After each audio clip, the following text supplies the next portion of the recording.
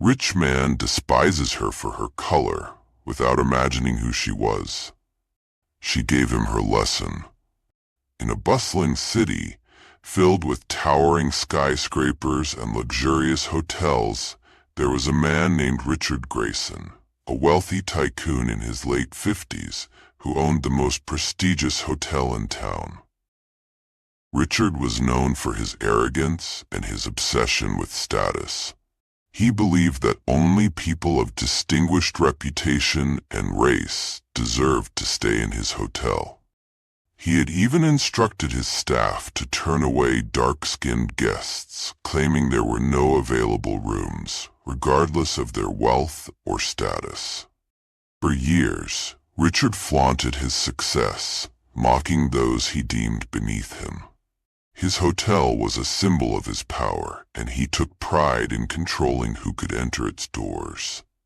But his arrogance would soon be challenged in a way he never expected. I, a 32-year-old bartender named Jake Miller, had worked for Richard for a year.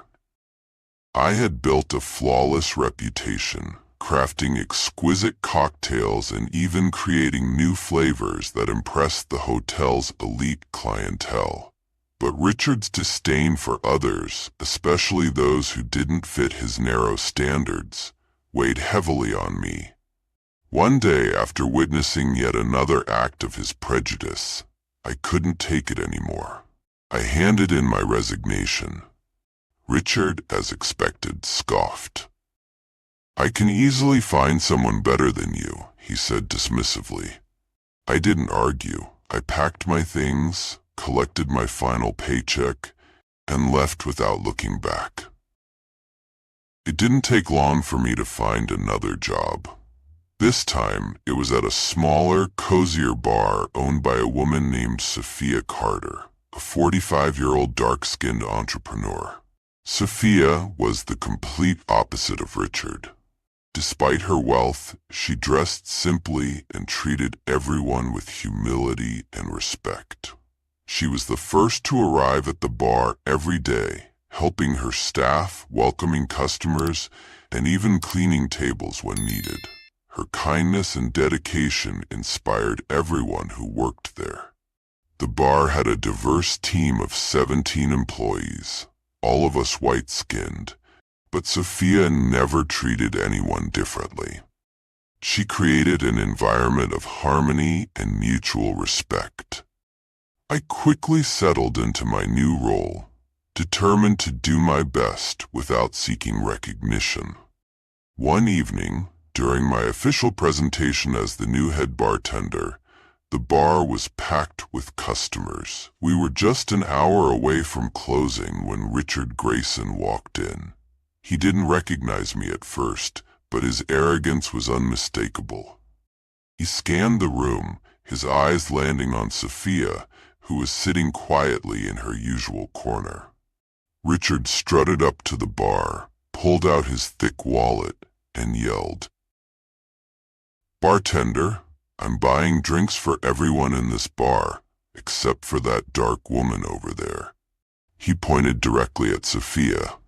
I was outraged, but Sophia caught my eye and nodded calmly, signaling me to comply.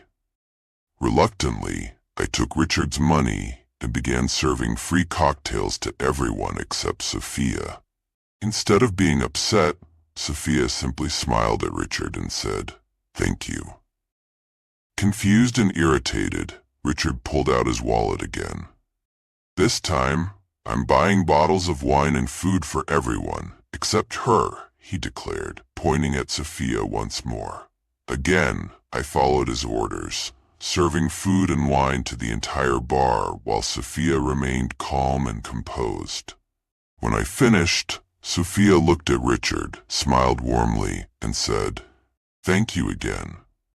Richard was furious. He stormed up to the bar and demanded, "What's wrong with that woman? I bought food and drinks for everyone except her. And instead of getting angry, she just sits there smiling and saying thank you. Is she crazy?"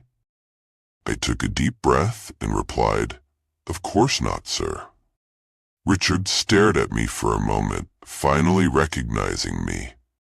"What's so special about this bar, anyway?" he sneered. "I'd like to speak to the owner. I have a business proposal that might interest them." This was the moment I had been waiting for. I turned to Sophia and said, "Ma'am, this gentleman would like to speak with you." Richard's jaw dropped as Sophia stood up and walked over to him. "I'm Sophia Carter, the owner of this bar," she said with a calm yet firm voice. "How can I help you?" Richard was speechless. The woman he had tried to humiliate was the very person he had come to see. His face turned red with embarrassment as he realized the depth of his mistake. Sophia continued, "Thank you for your generosity tonight. Your actions have shown everyone here the kind of person you truly are. But let me remind you, true success isn't measured by wealth or status. It's measured by how you treat others." Richard had no response. He left the bar that night a humbled man, his arrogance shattered. As for me, I learned a profound lesson about humility, respect, and the importance of listening to others. Sophia's bar continued to thrive, not because of its exclusivity, but because of the kindness and inclusivity it represented. And Richard? Well, let's just say he never looked at people the same way again.